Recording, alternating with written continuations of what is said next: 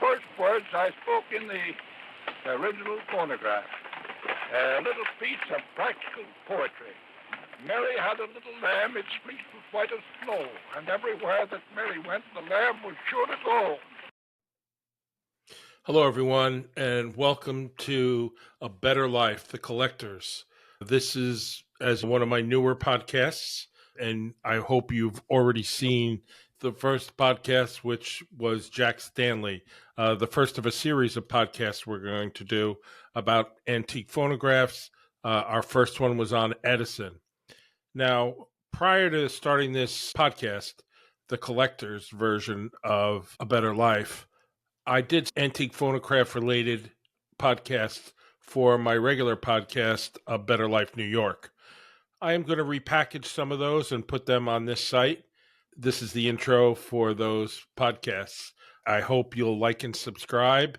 And if you haven't seen these series of podcasts, please take the time to watch them. I think you'll find them very enjoyable about knowing about collecting, not just phonographs, but music and other types of antiques. And now, here is our podcast. This is another one of the Antique Phonographs editions. So I'm back here with Joe, Tracy, and Wyatt Markus. And today we have the specialist guest of the phonograph world, Brett Hurt, better known as, and Wyatt corrected me when I said it last time, Dyslexic Genius. I got it right? Hurt. And I happen to be severely dyslexic, by the way, just in case. Let's just say so. And also Cheryl is there in the background taking care of his cats. If anyone has watched his videos, they are a mainstay of the entire antique phonograph world.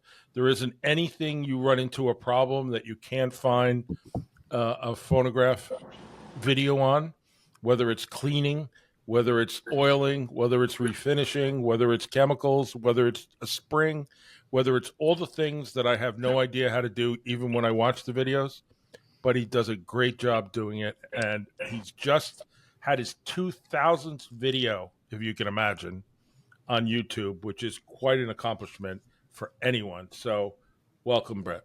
Thank you. We just hit 1 million views, too. Oh, my gosh.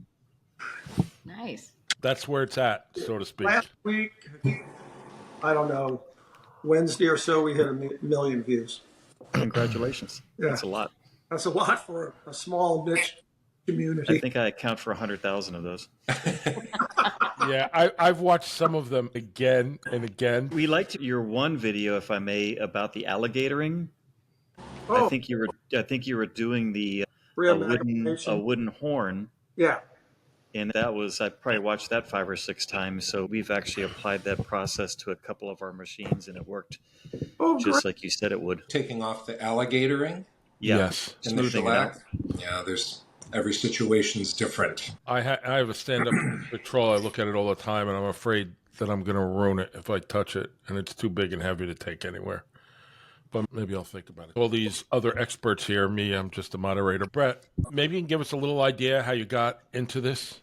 Roughly 40 years ago, we were antiquing and lived in L.A., and I found a phonograph, and well, that'd be fun to have. I had a radio, and it played the wrong music, and I thought, that'd be fun to have one of those in the house. And the guy told me that it still had the original baling wire in it, and I had a hacksaw file and tools.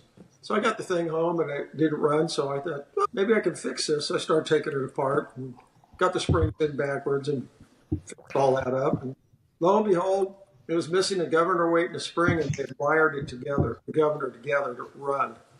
And then I met Ray Phillips at the Rose Bowl swap meet. This nice guy was looking at record stuff, and he goes, oh, you know what you're looking at? I go, yeah, I have a Victrola. And I thought it was the only one, and he goes, here's my number. You ever got a problem? And I called him up because he lived in the L.A. area, and I go, where do I get parts? And he introduced me to Dwayne at Musical Americana. And that's how it all started. And that back in the day with Dwayne, you could go, yeah, I have an exhibition. I need the gasket material. I need the isolator for the back. I figured all that out. He'd mail it to you, and you'd send him a check. It was fun back then. That's how I started. Then I thought, hey, that was fun. Let me find another one. So I went out, and I think I found a Junker 9 And I spent a long time working on it, cleaning it up. And I go, wow, this is fun. I'm going to print business cards and go to antique stores and tell them I know how to fix Victrolas. I had no idea. Seriously. And then another collector, Bert Paisley, I met him through Solvang Antique Center, and I went to them and said, you should go work for these guys on doing motors. So that's how I started. Wow. Pretty much self-taught. Back in the day, the phonograph guys wouldn't, hey man, how do you do this? Soak it in gasoline. How do you rebuild a reproducer? Give it to me, I'll redo it for you. And I go, no, I don't have the money for that. So I got to taught myself to run a lathe and a mill. And it just snowballed from there. So when I was going to college, I worked in an automotive restoration service, and they were like rebuilding Duesenbergs and I was a flunky in Duesenberg engines while I was going to college, and I learned a lot about chemicals and stuff they used, and how they polished things down. It was fun, but that's pretty much my life story right there. Can I ask you a question about how many machines do you think you've worked on or repaired, restored? Rough order. I have no idea, but we do have a receipt book, and I think I'm in my 15th receipt book. And Cheryl kept them all. We have them all upstairs in a room. I'm charged, really? And then when YouTube came out, I knew Ron Devilson. He says, oh, you should do YouTube. And I go, man, I don't know how to do YouTube. I'm not a tech guy. And I had 10 machines to work on for people in the garage because I was working full time. And then down the road, a buddy of mine bought an Army Navy, and he said, you really need to do YouTube. And that was really the first one we did. We didn't know how to do YouTube, so Cheryl got it because we've moved to South Carolina from California. And she got on the town we're in, Simpsonville. So she, on Simpsonville Facebook page, go, hey man, I do YouTube. And this nice lady said, meet me at Starbucks. I'll show you how to do YouTube. I didn't know you had to download the app to do YouTube. And we fumbled through it. First we were filming this way, and then somebody said, we better film this way. So we started filming that way. And then I thought, okay, we'll do Friday night and Sunday night concerts, try to build up a repertoire. And then the tip for the day thing, at the end, like I do videos. We're having wine in the evening, and Cheryl says, you need to do something for Friday night concert. And I said, okay, let me pick out a record, we'll play something. And then I did. And that's my tip for the day. I just grabbed my class. It went over real well. But we've been real busy. We moved, and I had to move the shop and everything. And it was really... I know the other day when we spoke to check out the technology, you showed me a couple of your phonographs, and you showed me, which I know you rebuilt because I watched all the videos, is the Amberola 5. Mm-hmm. And I couldn't get over the finish on that when you were opening and closing it. It was just amazing. And I could probably search long and hard for a very long time and never find one with that quality of a finish on it. Yeah, I really like them because they have a flywheel in them like an opera. They're totally gear driven, no belt. It's literally a baby opera. And I would buy one of those over an Amberola 30 or Amberola 50. Because it runs so much better, and it has a lot better sound on them, I think. They're really good machines. They're underrated. Oh, they're terribly underrated, yeah. So for everybody's edification that's never have any idea, and this is Wyatt's thing, he always stops us so we can explain what we're talking about. Oh, right now? You want me to explain things? Yes. For those of us that are uninitiated into what we're talking about, Brett is a YouTube phenomenon.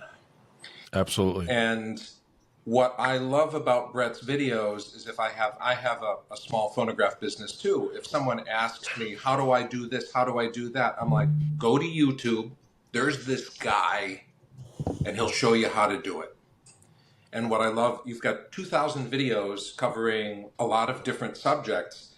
It's going to be on YouTube as a world reference for doing a lot of these repairs. And as we go into the cell phone, deeper into the cell phone and iPad era, people are becoming less mechanically inclined. And it's awesome to just say, This guy has a video on it. Sit down for 10 minutes, 15 minutes, watch him do it, and you're going to learn something new. And everyone that knows me personally knows that I always encourage the teaching of these skills because that's how they get passed down. And our skill set is slowly falling out of public favor, but we're doing everything we can to keep these skills out in front. Mm-hmm. And it's important. The other thing to point out, if I may, is it's not like these machines mostly require constant repair and attention. Brett, you're bringing machines that have been sitting around for 80 years back to life. And there's a lot of them out there that have been sitting in attics. People pass away, grandma, grandfather, and then, oh, what's this? And people like Brett bring them back to life. Once we get these machines running, they're pretty solid. The thing is, they just need to be brought back to life. My point was that when we talk about an Amberol 5, and this is what Wyatt did last time we spoke on it, is that Amberol 5 is a Thomas Edison phonograph that's made to play Amberola 4-minute cylinders. Mm-hmm. It is one of the more complete, more fancy, more... It's elegant. Yes. Yeah. And I have a 30 and a 50 and a DX, and I've always wanted... matter of fact, I have a diamond disc, which is another form of phonograph for Edison, and where he made these regular discs, and a Chalet. And when they showed me the picture of it, I thought it was an Amberola 5 because it wasn't that great of a picture. And I wanted it. And the worst way, I go, absolutely want it. I don't care. I'll be there. I got in my car, drove 2 hours into Connecticut to go pick it up. When I got there, it was a Chalet. I still wanted it, but it just was a lot heavier than I expected it to be. Yeah, that's part of the experience. When I was very young, when I just started out in this, I put out this little tiny ad in the paper. It cost $15 a week. It only came out, I think, in the Saturday edition, the weekend edition. Wanted antique wind-up phonographs, because that's what a $15 ad gets you. And going out, first of all, people didn't know how to explain to me what they had, because it was such a foreign thing to them. And like with that Chalet that you went out and bought, this is before sending text images with our cell phones. You just went off of whatever they told you. And sometimes I would show up and it would be a 220-pound machine that I couldn't move all by myself. And they said, oh, it's light, it's simple. And then you get there and they're like, oh, I don't remember it being that big and heavy. And that was back in 1940 when you put it in the barn when you were a strapping young man. Right now, and mice were living in it. That's another show entirely. But it's a learning experience for sure. Yeah. Back in the day, I couldn't afford them. They were expensive. So I was buying junkers, barn machines, and redoing them. And I got a call 25, 30 years ago. This guy in Vegas. Did you guys know Slim in Vegas? He was a big phonograph guy. I had done some work for him in Vegas, and somebody called him and he says he had 2 phonographs for sale. And this is when an opera was going for $7,000. Back in the day. And he goes, I have 2 Edison machines. I want $2,000. And I'm thinking, holy crap. Mm-hmm. I don't have $2,000. I'm paying the house off, working hard. This is a lot of money to us. So I go, Cheryl goes, let's go to Vegas and look. I said, okay, we'll drive out to Vegas. I go out to Vegas, see this guy. And this is a long shot. What am I going to find? A junker home? I had a nice drive to Vegas. So I park. He goes in the garage. He comes out, almost drops an opera on the ground. The horn's in 5 pieces. The cabinet's crushed, and the paint's falling off of it. The reproducer's there. And I'm going, okay, I'll pay $2,000 for this. Then he goes in, and he brings out a Triumph E with a signal in the same condition. And I'm going, wow. So then I get him home, and I called Ray Phillips. I said, could you come over and look at this. And he goes, oh, sure. He came over and he brought Ron Devilson. And I showed him the opera and sitting on the dining table. And I'm real proud of it. I don't have very few phonographs at the time and don't know as much as I know now. And Ray goes, oh, $2,000 for that? You can put that all back together. That was a real good price. And Ron's standing there and I go, no, I bought both of them for $2,000. And they went, holy crap. Yeah, I had it stripped down and taught myself to pinstripe, and I did all this stuff to it. But they came out. One thing about Ray Phillips is that he taught people never to take the first offer. Oh, yeah. So that's what I learned from him. They're like, it's a fine line when you're out there buying in the world. If someone, brings out a $6,000 machine, you did the right thing. Oh, yeah. And I did a video on that called Walkaways. You walk up, you look at it's in the videos, and you say this guy has a ton of 78s, you want to go buy them. You want to go through them. And this is all personal experience. So I go over there, and the guy goes, yeah, I went through it. I grabbed 30 78s. Let me see what they sell for on eBay. It wouldn't give me a price. So I let him sit in his house and go through eBay, and I said, yeah, I changed my mind to walk out. You have to do it. It's like buying phonographs. You see a Vic 11, and the guy goes, yeah, I want $1,200. Yeah, a little high buy. Yeah, there's another one out there. Yeah. Oh, yeah, I've had some crazy experiences with people. Brett, did I ever tell you I got a call, this is 17 years ago. This elderly man called me and he said he had an Edison phonograph. He doesn't know what it is. Joe and Tracy may have heard this story before, but they said, we have a steamer trunk full of cylinder records that go along with it. And I said, great. I drove 4.5 hours out to their house. I walk in the door. On the floor is an Amberola 30, which is the small, little inexpensive Amberola that they had back in the day. And it was positioned on the floor in front of a microphone. And what this couple would do is they would take a cylinder out of this huge travel trunk full of cylinders, and they would play it through the microphone and amplify it through the stereo system so they could hear it.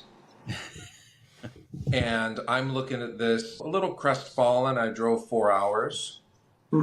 But I said, oh, okay, I see the machine that you've got there. I know what that is. With conviction in his eyes, he looks at me eye to eye, and his wife is in a rocking chair in the corner just knitting and rocking away. And he said, should we sell it to him? And the wife said, yep, we'll sell it to him. I don't need to keep these things. We're getting on. I'm 87, he's 89. We don't need it anymore. I'm like, okay. She's, that's the first phonograph that Edison ever made. I'm like, oh, all right. What up? Keep going. She's like, we won't let it go for anything less than $12,000. Bargain. Buy it. And I said, I don't think I'm a buyer at that price, but gosh, I sure have driven out quite a way to get here. So this guy who is 89, he grabs a fiddle and he sits back. He says, we've come all this way. You might as well get a concert. So he sits back and he plays me all these songs using this technique that he calls double strings. He's playing two strings, two different notes on two different strings. It was memorable and amazing. I'll never forget them. I did not buy the machine. I didn't even bother to negotiate. I just sat and enjoyed, and then he grabs this banjo with a resonator on it, and he starts playing the banjo, and I'm just blown away. This guy's been playing since he was 10 years old. And that's the hunt. That's what I love doing. I like the chase. Not so much the kill, but the chase is fun. The chase is fun, or go look at something. Yeah, it's always an adventure. Yeah, I had a woman reach out to me on Facebook and said she had some 78 records from like the 20s and 30s, and she wasn't far from my house, and she wanted $50 for them or something, and she had about 100 or something records, and they were all acoustic. And I said to her, just out of curiosity, I'm walking out And I said, by the way, what were you playing this on? She goes, oh, I have this old phonograph. And I'm like, you don't want to show it to me? I mean, if you're not going to have any records, there's no sense of having the phonograph. So she calls to her son, do you want to sell that thing? She brings out, and it was a 50, VV50, the portable one with the crank in the front, the earlier model. And she goes, I go, what do you want for it? She goes, $50. So it was great. Yeah. Geez, I am just And it over. works fantastically, by the way. They were so well built and so well engineered. They usually just need a little bit of grease and a little bit of oil, and they just keep running. It's amazing. You had me thinking, since we're talking about Ambarolas and small machines. Oh, there was this guy that called me. His father had passed away. Sorry, I'm full of stories. I'll make this one very quick. But they had an Ambarola 50. I walk into the house. He shows me this Ambarola 50. And while I'm looking over the records, there's about 200 records on the table. There's some great stuff. Jazz, foxtrots, all the good stuff is on the table. And while he's showing me the machine, his cantankerous mother starts creeping down the stairs. She's stomping down the stairs, creaking. The stairs are creaking, and you can hear she's upset. She's like, "You selling your father's machine?" And he's, "Mom, we agreed that we wouldn't be keeping it." She says, "That's one thing that he really enjoyed." And she goes up to it, and you can't make this stuff up. She starts stroking the top of the cabinet, and she leans over, and she plants her big lips right on it and kisses the cabinet. And now I feel like I'm the bad guy. And I said, "Are you sure you want to sell this to me?" And they're like, "Oh," and the mother has a tantrum and just walks off. The guys tell you what, it's $710, which was a lot of money for me at the time. And he's like, "Why don't you just look at the records, and I'm going to go talk to her and cool her down and talk about the machine." So of course, I got all the good records and I set them aside. Mm-hmm. And I said, "Okay, I'll give you $100 for all these records here." And the mother looked at him, and then she just nodded, "Yeah." And I said, "This way you can keep the machine a little longer." And she smiled at me, gave me a little box for the records, and led me out the front door. And the sons, "We'll talk in the future. I'll call you." So I'm going down the front steps. I'm going down the driveway to where my car was parked. And she started screaming at him. And I heard everything. Single pane glass window. She's, "He took all the best records. You should have never invited him over here. Well, this machine's never complete anymore. Your father's looking down at us. And he's just weeping right now. I can feel it." And then she starts grabbing her pearls. And I'm like, oh God, now I feel horrible. You take it back. So what happens next week? I felt so bad. I lost sleep over this. I called him in 5 days.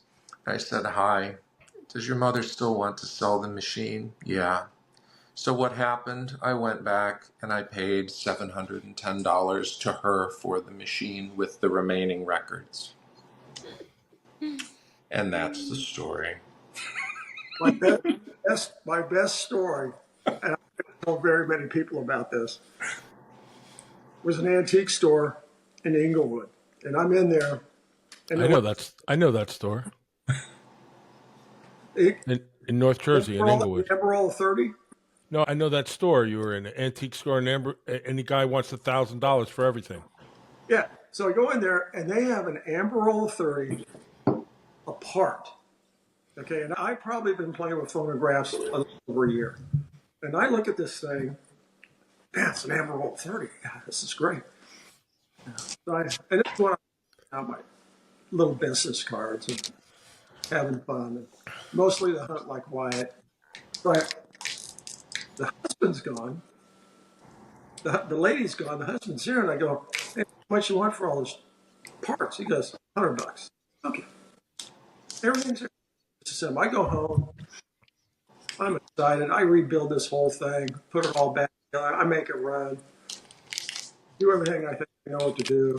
So I take the machine back to them and go, "This is the work I do. Here's the phonograph. They're both there. I play it. I said, this is phonograph work I do. People come in and want the phonograph work done and send me the business. And when people would send me business, I'd always take the antique store, whoever, a bottle. Thanks, appreciate this. So I go in there and I'm happy, and I'm a kid. I crank it up, it plays. Patsy goes, "You screwed me." Never went back into that. Yeah. Oh yeah, she was nuts. Yeah, that was. Happens. Oh yeah, these people are just like, okay, I'm out of here. Most people are fun. We were when we moved to South Carolina, put my cards out and stuff a little bit, and these people called me, and they're about 45 minutes away, so we drove out to look at this phonograph and tell them what they had. And they had an early Victor. It was like a 16 with a door in the back. It opens up, and I says, "Oh, this is a nice Victor, and 3-spring motor. It's a real nice machine." I said, "It has a door in the back." I said, it's against the wall. No, if the house gets robbed, nobody's going to walk out the house with a Victrola unless they're really strong. I said, you can just open that door and put jewelry or money in there. And the lady's sitting there. And these two people are like in their 80s. And she goes, "Yeah, I've been putting money back there for saving money for a long time." And these people are like in a mobile home. And then the husband goes, "You're putting money back there?" And she goes, "Yeah." He says, "So am I." So we turn around. And there was like tons of cash in the back of this thing. That's Yeah. awesome. Joe and I have bought a couple of junkers just in hopes that there's money in there. One of these days we're going to find one with the stash of cash in there, but we haven't found it yet. But you find these ones even in antique stores, you just got to look, make sure there's nothing hidden back there. We found one with the original shipping stuffing in there, and I was so excited because I thought for sure there's something under there. Nothing. I bought I think it was a Victor 5 a while back, and I opened it up, and you never see these. The little wooden piece that fit under the motor for support when they ship was still in there. Oh, wow, that's pretty impressive. Yeah. Oh, I no. think the best thing I ever found in a machine was an uncirculated 1914 penny. That was about it. Any of you guys know Burt Paisley? He's out of California. Heard the name. Yeah, me too. Yeah, I was over at his house in Marina Del Rey once, and on a shelf in his house, he had these flapper silk nylons with a line up the back. And I'm going, "Oh, okay." He pulls them out and he goes, "Yeah, I had them cleaned." And he points over to his credenza and he goes, "Yeah, when I took my credenza apart, those were inside the credenza." Oh, cool. From 1920. Only thing I ever find of animal droppings. I did, though. I got a machine in today. I got a Victor 420 I have to do total ground up thing on. And we're pulling it apart because I got to strip it down and refinish it. And Cheryl found a letter. The machine's from El Paso, Texas. And there was a letter inside mailed from Mexico to El Paso, Texas, with a nice little 10-cent Mexican stamp on it. It's on video already. And it was, "Oh, my dear sister, I'm feeling better," yada, yada, yada. It's all in Spanish. But you can see the video, but the handwriting is unbelievable. The cursive writing is just fabulous looking. I have to give that to the customer. I had a friend that bought a captain's desk from an old sailing ship. And when they spent a fortune of money, and when they got it home, they were cleaning it out, and they opened a drawer, and stuck in the back drawer was a stamp. And they took the stamp out, and it turned out that the stamp was an original handwritten stamp by the United States Post Office. Oh, my gosh. And it was worth $1 million. Wow. So things like that happen. Yep. In my Just not to us. Yeah. Obviously, that's why we're doing podcasts. my camera associate producer gets mad. Yeah. He goes, "Brett, if I don't understand what you just said, nobody out there in YouTube land is going to understand what you said. You need to dumb this down so I understand and everybody else understands. And sometimes we have 3 or 4 takes. So I have great editing software, so I edit things. I had somebody on once a while ago, and we were talking, and I make and sell CBD, and I had somebody on, and I couldn't understand anything they said about explaining it. I literally took it apart sentence by sentence and pieced it back together so it made sense. It's easy to do if you know how. I don't write a script on the videos, how people set all this stuff up. I just want to come in 3 or 4 minutes and I want to be out. And I just do it off the top of my head, what I'm doing. But it's in little segments. Right. So, like I'm doing a Columbia machine right now. I have the whole run of the Columbia machine. This is the Columbia 4-spring motor. Okay, let's start taking this thing apart. And I show you how to take it apart and then how to put it back together and how to grease and oil it. I do a whole string of videos now on things. So you can do it anywhere in the world. I do it chemically and everything else on how you can do it like in India or Brazil or South Korea or any place. And I've FaceTimed a few people. I FaceTimed a guy in Brazil once, and he had an idea. They speak Portuguese. He has a friend of his who speaks English, and we're doing translation over FaceTime. Okay, this is how you fix it to make it work. I've done a lot of that. I do all that for free. I get no money off YouTube because it's all for free. And I've done a lot. I just did a guy in Switzerland. I think I helped him. He had a problem with the machine. I said, okay, listen, send me a picture and then I can tell you how to do it. I think that's what's impressive about all the videos and everything you guys do is that it's dedication to the hobby, to make it live forever, to give people, whether or you don't know, and we talked about this the other day a little bit, is that, and the 3 of us have talked, or 4 of us have talked about it too, is to try to make this available to others who don't want to be, who are on the outside and don't really know. They know you crank it up and you put a cylinder on, but they don't know if it's a black cylinder or a blue cylinder or what the difference is or what the reproducers are. And they have a lot of simple questions, and some people just don't want to help others. As a matter of fact, criticize people for asking basic questions. I won't say stupid questions, but basic questions. And I think that's important. That we all do that. I don't know much. There are a few things I know. I know the difference between a C reproducer and an H reproducer. I know the difference between a diamond and a sapphire. I know the difference of things like that. So there are things to say, and we all have had problems and figured them out or had somebody figure them out for us. Yeah. And that's what's great about your videos, is that you're constantly explaining things in a way for anybody, even me, to understand how you do it. Whether I can accomplish a task, that's another story. But I find it interesting just to learn how it is together. And I find that the technology of these phonographs are so basic and complex all at the same time. It's pure genius, excuse the expression, pure genius of how these things are put together in the simplest terms. And that's why they still run. Yeah, the biggest thing I get is my Victrola. I'm just using that as nomenclature for all machines. Right. Doesn't run. I had a guy email us, and he had a D, and I go, okay, great. It's not running. It's slowing down at 3/4 of the way in. And I go, okay. I said, it can be a lot of variables. I said, the problem, I said, with the D is got one little spring in there.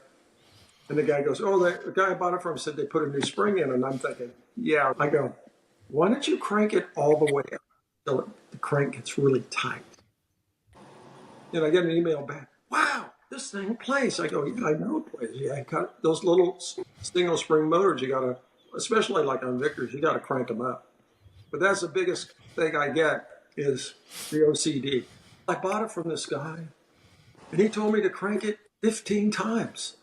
And now it won't play a 78. And I go, yeah, why don't you crank it all the way up? And always let it run all the way down. And people put modern records on these things. They put and all kinds of things, even just electronically recorded ones that they're not necessarily, though some play them, they're not really made for them. And there's many that don't. And it's not that they don't run right. It's just that they're not made to play those things. Yeah, it all comes down to education with these having to educate the world. There are several resources on the internet, and I haven't been to antiquephono.org, which is the Antique Phonograph Society in the United States. But last I was told, there are supposedly resources on there for people to access. So they can learn, what is my record worth? What type of record should I be playing on my machine? Stuff like that. There are, but I think they're a little dated. I found them and not easy to use. I didn't Oh, find them that, okay. at least for me. I think you learn more from just talking to everybody. And I thought going to the Wayne Show, which is the only show I've ever been at, now I've been there 3 times, that I've learned a lot from people. In the beginning, people maybe not have been as receptive because I didn't know what the hell I was talking about. Maybe I was shy about it. But as time went on, and this time especially, because I was with these 2 gentlemen, so that was a help. People talked to me, and I learned a lot more. And I negotiated a lot more because it comes to a point you don't really need anything, right? You see something you want, you know that there's another. It's not if it's something special that you're not going to see, never saw before, you're not going to see for a while. But when you just average everything, like I bought a Victor 4, not the Roman numeral 4, the whatever it is, Victrola 4, yeah. Victrola 4, so that it came with a matching cabinet, and I have one already, but it didn't have the cabinet, and I couldn't buy the cabinet without buying the machine.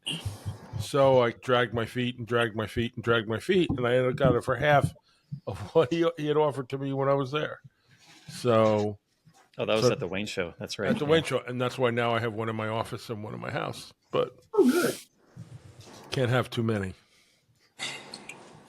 The VV4, it's an excellent wedding present for a young couple if you want to just surprise everyone there. Oh, here you go. I've got you this. I have a hard time with separating myself from a phonograph I may have purchased or Stephen, you did mention the other day that it's getting close to the time where you might consider selling something. There are 2, only because I'm ready to take the next step. Like I bought my first Triumph, and I bought it at auction. It was rather cheap, except it was a little bit needed work. And we're lucky enough to know somebody who's very good at Edison, Ed Warner, and he loves the project. And the more difficult it is, the more he likes it. And he'll call me 5 times a day. Oh, I got this done. Oh, this broke. But I got this. I got another piece. I put a thing. And then I had a Fireside that had which is another Edison model, just so everybody listening knows. And it had this beautiful signet wood horn on it. And I said, man, I bet you that would look pretty good on my Triumph. So I brought him that one. I had him take everything off of it and put the wood horn on the Triumph. And then I bought a regular black horn that I haven't put on yet for the Fireside. This is the psychology of phonographs. Yeah. I can see it in your eyes while you're talking about it. Well, he also had to change the carriage configuration for Correct. that other horn. Because it only had 2 minute with a C reproducer, and now has a 2 and 4 minute, and has, what is it, the horizontal top with a with an H? Is that what's on it? An H? I don't remember. Or K? No, K. K with a K. Yeah, K. You got the insert. You got the insert, so it would fit the K. So now I have this beautiful thing that I love to just sit and play. Triumphs are great. 2-inch springs, 3 of them, wind them up, they run forever. The only thing is, if you have more than 2 springs, people don't wind them all the way up. And then when they wind them up, if they have never redone the spring barrels, then the graphite and stuff in there that sticks together, and then you'll hear this thump sound. On Triumphs, yeah, wind them all the way up. They need to be oiled more than normal because of that. The only downfall of a Triumph, the whole motor, is the pot metal pulley. They're starting to deteriorate now, and usually they're locking down on the shaft where they go between the 2 parts of the casting. Right. place those. You mean one of these? Oh, yeah.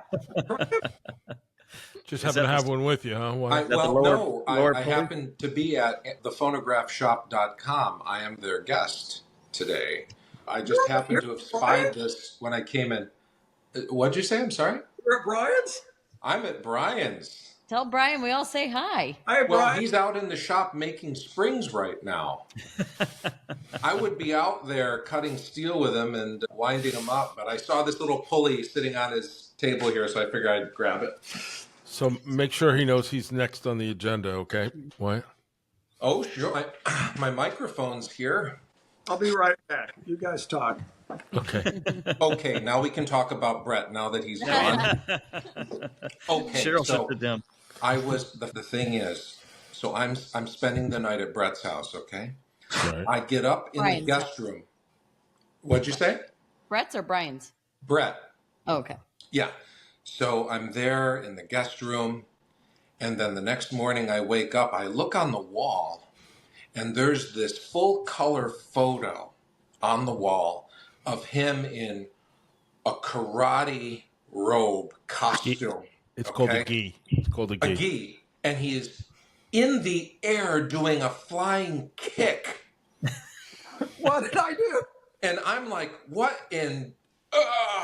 So I go downstairs, we talk about it, and after a few glasses of wine, because you can't hang out with Brett and just drink water, a few cups of wine, he stands up, we're in his den, and he's, come on, punch me. I'm like, what? No, of course not. I don't want to, no. And he's, come on, do it. I do a slow motion punch at him. It lands on his chest. In half a second, he had me immobilized. He is a walking... Started when I was 10. Same time as collecting. But it's fascinating. This is part of the phonograph community. You get to meet different people and you get to learn about them personally. And that's one of the things I love about Brett and Cheryl. One is the shrimp and grits that they make for I me. love shrimp and grits. Oh, yeah. And just learning about other people's lives and, of course, sharing as well. It's part of the community aspect of this little hobby of ours. Mm-hmm. So the interesting thing about the fact that you're at Brian's house is we talked about it in the last show. We used to live, 15 minutes from Brian. Mm-hmm. He's the first person we met in the phonograph community when we bought our first phonograph. And he showed us how to do the basics and what he was doing to fix our first machine, and then showed us his museum, if you will, in his house. Mm-hmm. And at that point, we were hooked because we'd never seen a cylinder. Yeah. And we're just like, what is that? What is that? And of course, got bit by the bug. And then after that, when we were trying to look at things, I believe he's the one that told us about Brett's website. So we would call Brian about stuff, and then we would look at Brett's website. And I'm pretty sure Joe called you a couple times about things way back when we started. And then somehow we got hooked up with Wyatt. So the three of you are really the reason that we are collecting and repairing and selling and doing all that we do, is because the three of you shared your knowledge so willingly that it welcomed us with open arms. And now we've made friends and are in the community and meeting new people. We haven't met you in person yet, Brett, but we've definitely, we feel like we know you and Cheryl. Absolutely. Your angel, if you will. I believe that's what you call her. Yeah. Thank you for all you do. And make sure you give Brian a big hug for us and tell him we said hello, because that's how we got started. You need a Triumph pulley in 6061. What? Oh, you're turning them out of aluminum? Yeah. They never well up. Somewhere here, there is a small inventory of pulleys out of turned aluminum. Oh, really? I don't know if he knows where they are or if they're on his website, but they're solid. They don't have the holes drilled in them or milled into them, but easy enough to add. But I'll be looking through parts all day tomorrow, maybe even later tonight. I'm so hopped up on coffee, I'll probably be out in the shop with my headlamp until about 12:30. What parts? What do you need parts for something? What? It's funny. Every time I want to get away from work, I end up driving somewhere that is phonograph related. Like last time I went to Joe and Tracy's. And now here I am. I drove 11 hours to get down here to look for parts. And it's to keep my business running. I need oddball reproducer parts, springs, clips, screws, Right. all these little things that I don't know that I'm going to need them. But if I see them and I use my imagination, I'll be like, yeah, I should probably get that because someone's going to send me whatever to work on a reproducer. While you're there, can you find those tiny little The hinge screws blocks. that plus those tiny little screws that hold the Columbia spring barrel half clamshells together? I think Those the little only tiny ones, you know what I'm talking about? Yeah, though I think the only place we're going to get those is off of a parts motor at this point. I don't even think Ron had those in stock. I think he just took them off of parts motors. So they're the same as the Graphenola. I forget the spring, or the threading. I think they're 440. Why they ever went to that design, I don't know, but they They're use very 5 small. or 6 of them, Yeah, and you can get away with maybe missing 1 or 2, but not 4. right. I'll see what I can find. Another thing that, since this is about Brett, I don't want to talk about myself anymore. What I really loved watching when I was at Brett's house is that his wife is part of the show. I showed up one day and there she is polishing this horn very skillfully in his workshop and doing an amazing job, and she seemed to enjoy it. Mhm. It's like a thing that couples do together. And it was really great synergy. There's wonderful energy there, and I admire that. Couples that can share I do this. too. Yeah. And Joe and Tracy are another example. They really, when you go in the downstairs, you see her workbench and whatever else goes on, and you know that there's a division of labor there. Mm-hmm. She does one thing and he does the other, and I do neither. So it works well for me because I'm just gonna give this to you. I'm not even gonna take it home. I'm not gonna look at it. I'm not gonna see if I can get it to. I'm not gonna do any of those things. I'm just Well, I gonna can't give remember it if to it you. was Wyatt or Brett who pointed out that there are so many different talents in repairing these machines because you have woodwork, you've got nickel plating, you've got spring motors, you've got grease, you've got oil, you've got all sorts of different It's a things that. multidisciplinary art. Yeah. So Tracy and I, as you mentioned, Stephen, Tracy works on the reproducers and she does a fantastic job at them, and I do the other stuff, and we both clean cabinets and stain and Shellac. Mm-hmm. You did a great job, by the way, on my Sonora. I love that good. thing. Yeah, that was a fun machine. It's beautiful. I don't know what model is that. Do you remember? I I do forget. not. It was a tabletop, and it's a low profile, and it's a little bit wider than the others. And I haven't seen it around hardly at all. Yeah, But I good-looking bought machine. that and the B80 that Brett saw the other day when we were talking, and back at me at an auction. And strangely enough, Joe had bought something at that auction too, so I was able to go upstate and pick it all up. And it was like walking back in time. It was an old barn in this auction house. They're all talking. I couldn't even, they had such accents, in rural New York. I couldn't understand what they were saying. And I pull up in my Mercedes, a city slicker, and like, you guys just, I'm like, I grabbed the kid. Here's $20. Please carry everything out and just put it in my car. But I showed up at a country auction once and I bought this. They had an Edison Standard there. And to further illustrate how country this place was, I bought a little graphophone for $250. I think I paid $400 for the Standard. And I got a round of applause. And as if that's how it is in this little one-horse town. But I grab my stuff, I turn around and start walking out. And this dude walks after me. And he follows me out of the tent. And I'm at my car, and he yells at me from the tent. This here's my territory. Who do you think you are? You see, this is almost 20 years ago, and I remember it as if it was yesterday. It's haunting you. A little bit. Well, But when I leave an auction, a country auction where I'm the only guy that buys the phonograph stuff, that image, that mental video keeps it's rewind and play over and over again in my mind, because it left a little fear in me, and it also made me self-aware of exactly what I was doing. And have I offended anyone? I'm always concerned about offending other people there, but if you want something, bid more than me. Yeah. So Well, and it is what it's it also is. difficult when you're doing estate sales and estate auctions, right? Because it's emotional for some people Right. if they're doing it and you don't want to Yeah. offend, and they think something might be worth more than it is. You don't want to offend them by saying it's not, but to them it's the value's different, right? Yeah. So it's tough when you go to certain places, that's for Yeah. sure. Yeah, the stuff is still out there. Definitely. Most I, definitely. I have a 78 major collector in town, and he went to a yard sale last year, and they had a buddy of his called and said they have 78s. This is a guy with 200,000 78s, and he goes in there. It's 50 cents a box, and he flips through it, and he comes to a brown vocalion, Ooh. Ooh. and he pulls it out, and it's Charlie Patton. Nobody knows that's major money, Major money.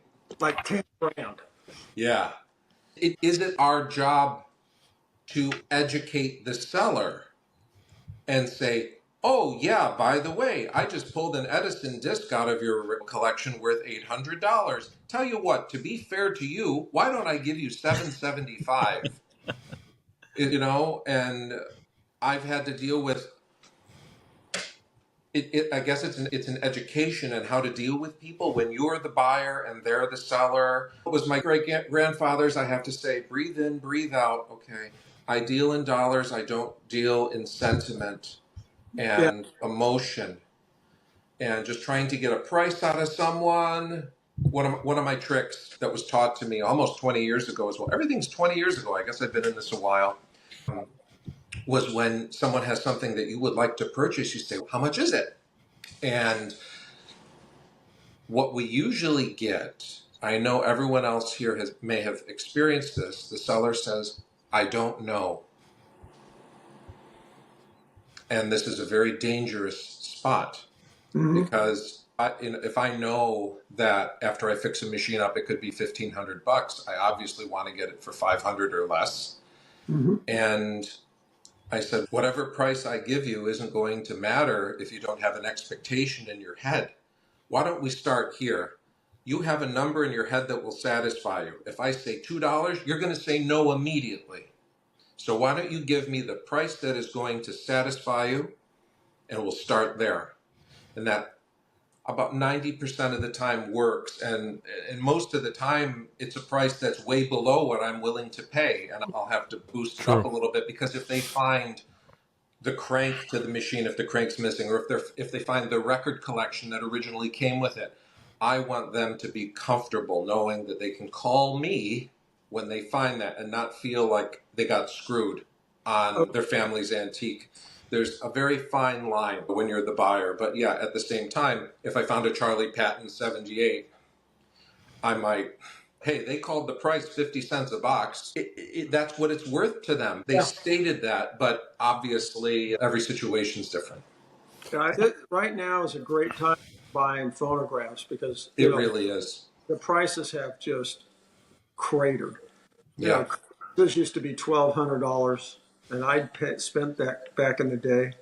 I'm on my I'm on my sixth credenza. I have a leather. Look at credenzas, $350. I'm going, damn! If I was a collector today, starting over, just into this hobby, I'd buy.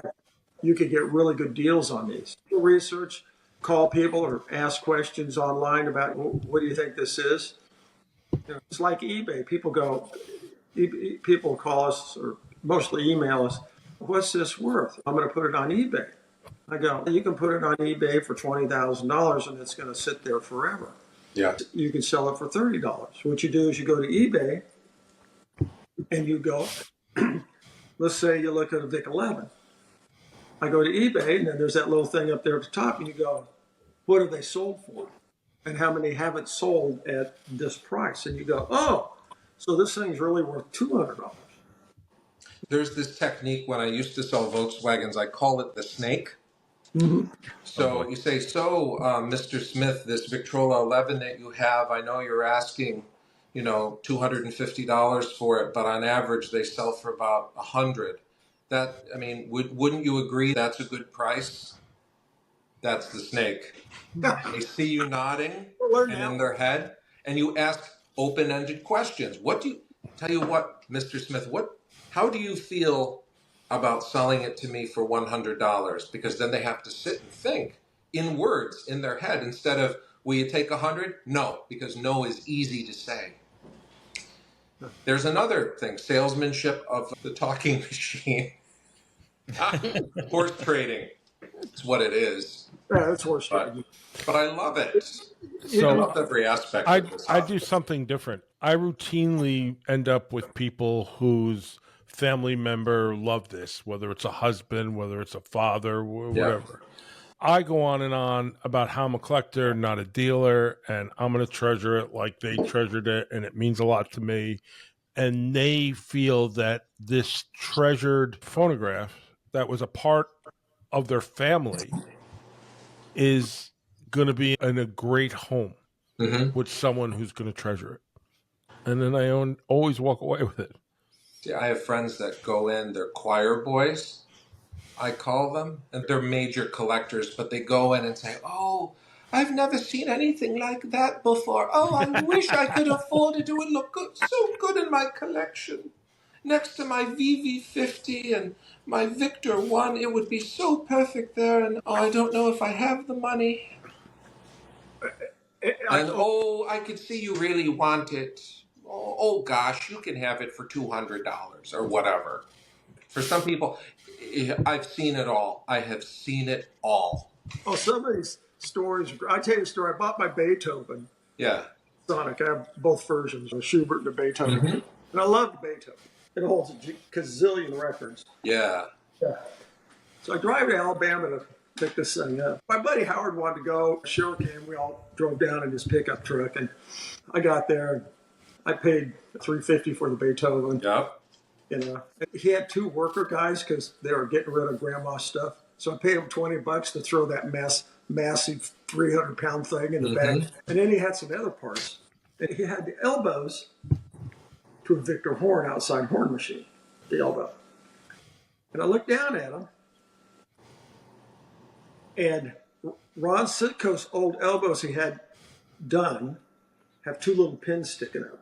So I'm looking down at these, and he has one that's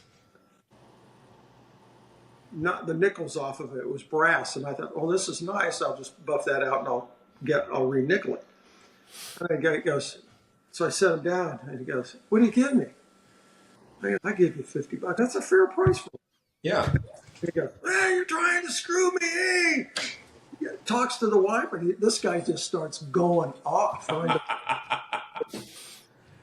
Oh yeah. Hope you had the phonograph on the truck already. I could tell you. The other story is my buddy Taylor Sherrill in Kentucky. I hope I get this right. I always get it confused with Tennessee or something, where he lives.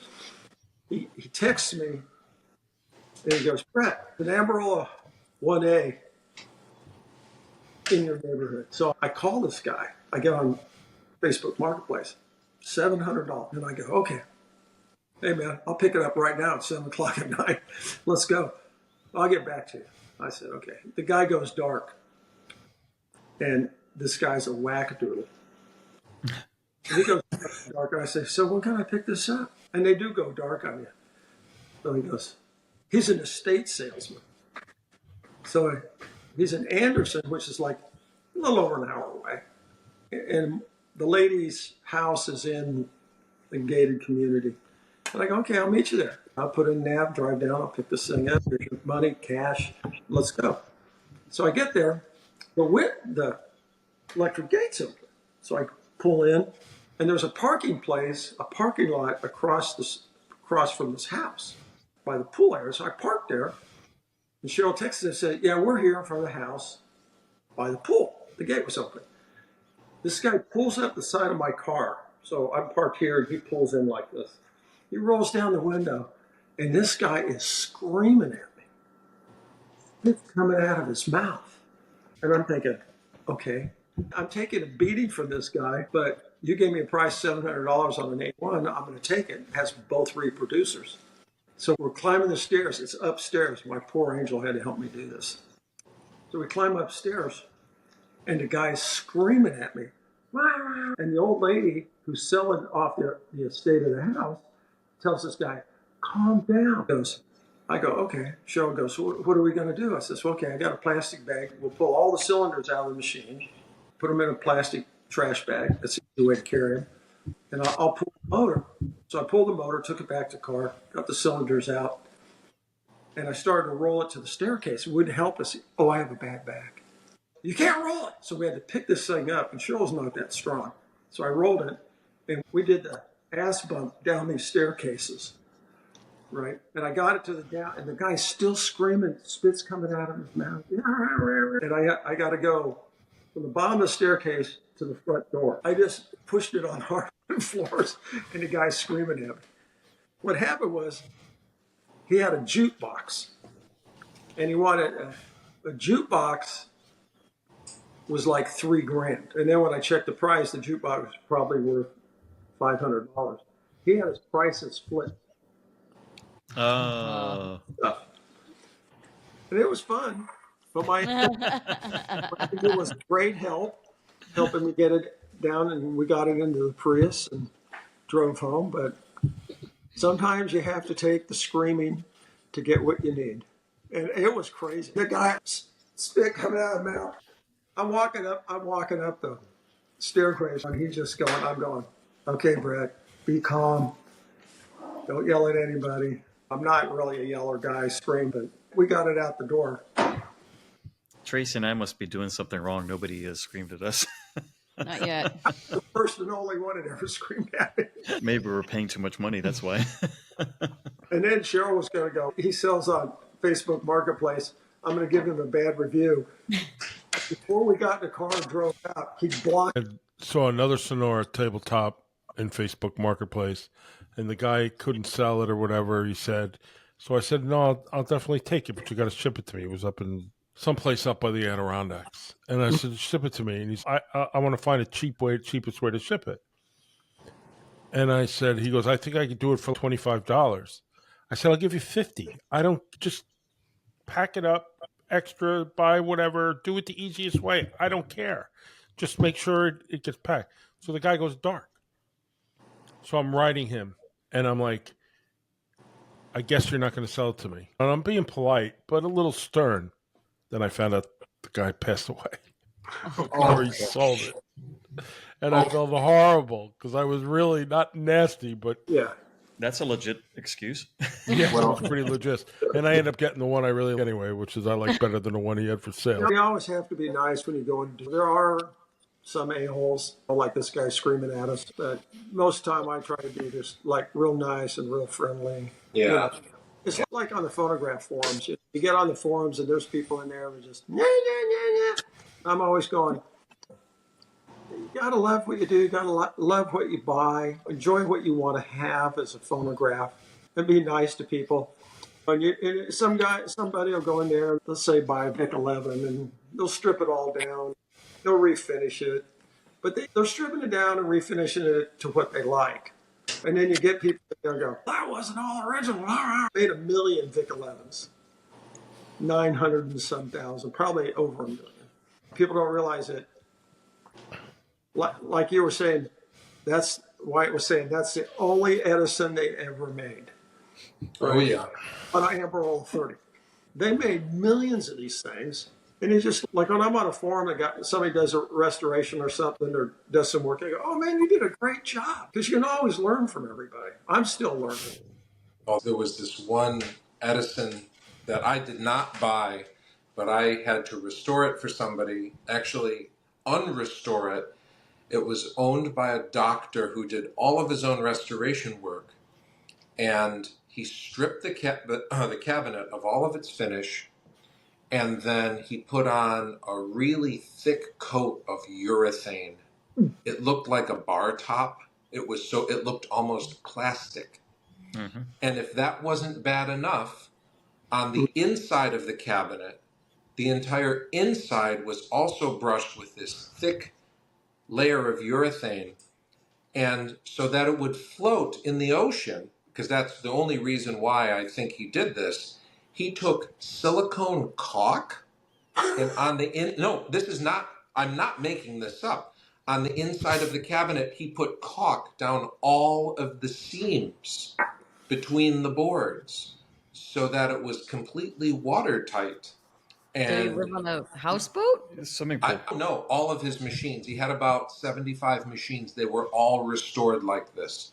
And all the nickel was stripped and redone. All the felt was ripped off and replaced. They all looked over restored. They looked like they were made out of molded plastic. That's how much urethane the guy put on these. And to get urethane off a cabinet, you have to have a really strong furniture stripping solution. But I put on 3 coats of this stuff and let it work for an hour. It barely touched it. It was something, it was marine urethane. I don't know. It was strong, but story of machines. People are going to buy them. They're going to, as you said, do them up as they like. Yeah. And there are several phonograph dealers out there now that only sell things that look shiny with new nickel and new finish, and they're perfect and they're priced accordingly. And then you have folks like me. I like them dirty, and you clean them up and they look original. That's me. Everyone's different. I agree. Yeah, I like original finish. Mm-hmm. Like 4-3, I'm going to do it. You guys take a look at the video. I got spilled paint. I got finish missing off the top. I got a random door. Yeah. I'm going to have to bring it back. But when I do bring them back, I try to make it more looking original. It's not going to be. There was this British guy that I don't even know if any of his articles are still on the internet. I read almost everything that he wrote. And it wasn't about antique phonograph restoration. It was about furniture restoration. And this is back when I was learning about finishes. And the one thing that stuck in my mind, he said, if anyone looks at your work and they say, wow, that's really well preserved, then you've succeeded. Yeah. The best thing I ever learned from anybody in the phonograph world was Ron Deffelson. Mm. And I was working on a motor, and I'm a young guy, I'm 30 years old, starting doing this stuff. And Ron said, your name's on that when it goes out the garage door. I like that. And I go, and it hit me. I'm going, okay. So in 40 years, I've had one come back and one no pay. When they leave a shop, they're going to run. My philosophy on motors are, I try to get it run a little better than it did originally. Yeah. Like Victor, I'm not going to pick on Victor, but I'm going to talk about Victor. When they drilled the spindle holes, the last of production in the 20s and stuff, the top casting and then the spindle shaft goes in. The early ones were real nice and smooth, right? They were reamed out. The later ones, they just drilled it and popped it. They're just laminated. So I try to, in the videos, I say, okay, we need to fix the burrs inside and stuff so that runs a little bit smoother. Mm-hmm. Mm-hmm. But the killer is nobody ever oils their motors. Right. That's the killer. Like on nickel, I did a guy's 10, and I prepped my nickel, and then I sent it to this industrial plating company here in town. He does crap for NASA, CIA, and crap. And he nickels it, but when it comes back to me, it's the dull nickel. It's this gray. So when I re-nickel, like on this 10 I did, there's three things I had to re-nickel: speed control and a couple of screws. That way you can buff it out to match the nickel that's original. And the trick is with nickel, I'm experimenting all the time. 700 videos ago, I tell you to polish nickel out with flits, right? Now I'll tell you, I use 4/0 steel wool and Windex. I was doing some work, and I'm always experimenting. Seriously, I'm not stuck in the mud. This is the only way to fix a phonograph. A gazillion ways to fix your own. But me, I'm thinking, okay, how would I fix this crap in Russia? How do I polish the nickel out? They don't have flits. They don't have brasso. They don't have whatever. I go, Okay, let me experiment. Put some 4-ounce steel wool and sprayed it with Windex. Started wiping down the toner and wiped it off with a towel. And damn, this one. A little cheaper too. I'm always experimenting. Like, how can I do it better? How can the motor run better? What I've gone to now is I pack a spring barrel. I like green grease because it's a synthetic polymer, never hardens, never goes away. Everything's good. And I think this is really good. So back in the old days, when I was first starting out, I don't know why I did this. I just said, maybe I can just thin that grease out just a little bit. I want the grease to be a little bit thinner. So I give it a shot of WD-40. And everything works well. I've never had a motor come back. So now what I do is I'll pack a barrel, and then I'll put a wee bit run of it in there after I pack the barrel with green grease. And I thought, I figured this out because I make graphite grease. You have a brass gear to a steel gear, like on a Triumph, like Edison cylinder players. Why? How can we protect that brass gear from wearing out against that steel gear in the Triumph? Well, it has a lot of power, 3-spring motor. I go, oh, so I did research, and I called my niece, who's a chemical engineer, used to work for Lockheed. How's this resources? Come on. I have houses research. Yeah. I go, I have a brass gear to a steel gear. She says, well, I'm tired of guys, you know. And they go, yeah, we have the $2,000 we spray on the gears or something. No. I go, how about graphite? And I was thinking, graphite, because that's available anywhere in the world. So I took graphite and I mixed it into a little tub of green grease. And then it turned into dough making bread. I'm thinking, okay, that thickened it up. Okay, so I added a little bit of STP and I thinned it out. And so then I was looking at a spring barrel, and it was, some of them are bent this way after you pull them out, and then some of them are really bent this way, and then you have these marks right down the center of the spring. I go, I think it's going to drag, because you'll rebuild a motor, and then you'll get the thump still. Why did I grease the barrel, and I still get this thump? It's sticking on that high spot of the spring. Okay, I don't want to have to redo a spring. So instead of STP, put a little bit of, instead of W40, I put a little bit of STP. Works there every time. Smooths it right up. STP's not going away, and the green grease isn't going away, and you're good to go. Mm-hmm. And then when the shaft goes through the center of the spring barrel, now I use STP because you're never, ever going to go back to that shaft that goes through. Ever. When you pull them out, you can tell if a motor's run hard. You pull that shaft out, say a Victor, you pull that thing out, see wear marks on that shaft, you go, okay, they ran this thing, never greased it. Some of them you pull out, be nice. STP, it never goes away. Yeah. I love this. I'm really better at, if you ask me a question, I can answer it. Yeah, the trouble is that we're all interested in everything that everybody wants to say.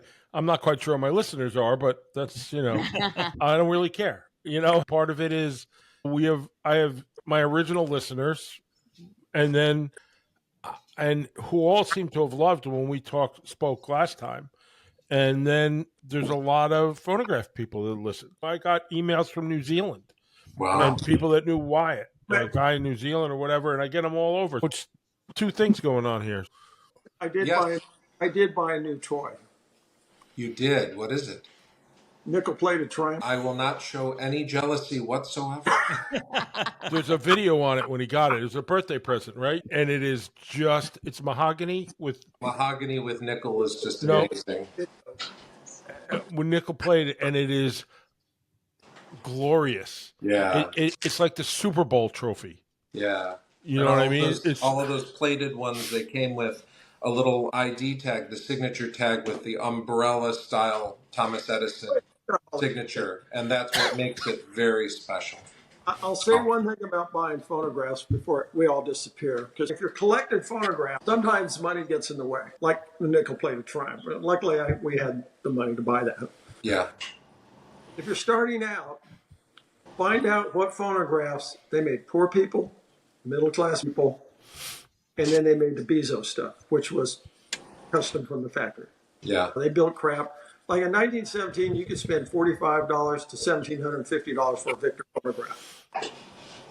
You walk in to look at a phonograph, and you say, okay, that's a VTLA with an electric motor. Fairly unique and rare. Rare doesn't consequate money, but that's very fun. As you say, you've been spending $300 for a phonograph, and now you look at this thing, and this guy wants, oh my God, dollars. You know, this little bulb in there, and it's clean. All you got to do is clean the cabinet. Okay, I'll gamble on that. That's what you do. That's what I've always done. But I started out with junkers and redid them all. It's funny because I like the cheap ones. It's something I don't know, the everyday ones, and I'll post them, and people will say that's not very collectible. I'm like, it's a part of history. It tells a story about it. I love it. I think phonograph 3, 4, and 5. I bought at the first Wayne show for $150 each, and I was happy as hell to get them in my car. Yeah, the horn and stuff. That phonograph, 5, maybe it's a 5. No, it was a 4, maybe. I'm sitting looking at the marketplace in the morning with Cheryl, and I looked at Cheryl and I go, "You want to go to Savannah, Georgia today?" Now, I go, Vic 5, mahogany horn, $700. And I went. She goes, "Oh yeah, let's go." Text these guys, 7:30 in the morning. "Oh yeah, it's available. I'll be there with cash." It's like they made phonograph record cabinets. And they made a 2-drawer, 4-drawer, and a 6-drawer, but you could order a 12-drawer. Special order. One. I'm on Facebook Marketplace. This thing's in Savannah too. And I go, "Hey honey, you want to go to Savannah today?" $300. Wow. Yeah. Yeah. What I'm saying is snooze. I agree. I'm always all over it. I'll be there today. I'll be there in 10 minutes. Yeah. That guy sent me a green oak standard. He had it. He goes, "Listen, I don't have the horn. It's in my office. I just want to get rid of it. $100. It was a dentist in Long Island. I'm like, I'm getting in the car. I'm going up. And it was perfect. I haven't done a thing to it. So I know why it's gonna crap out on us. And I thank you, Brett, for all your time. And No problem. Anytime. You're welcome to be on anytime you want. I appreciate all your time and telling the stories, Brett, as well as I appreciate everyone else. I look forward to other conversations with everyone. Mm-hmm. And I hope people listen as many to this podcast as the other one we did, the 4 of us. Tracy, I always appreciate you. Yeah, questions, I'll answer them. All right, great.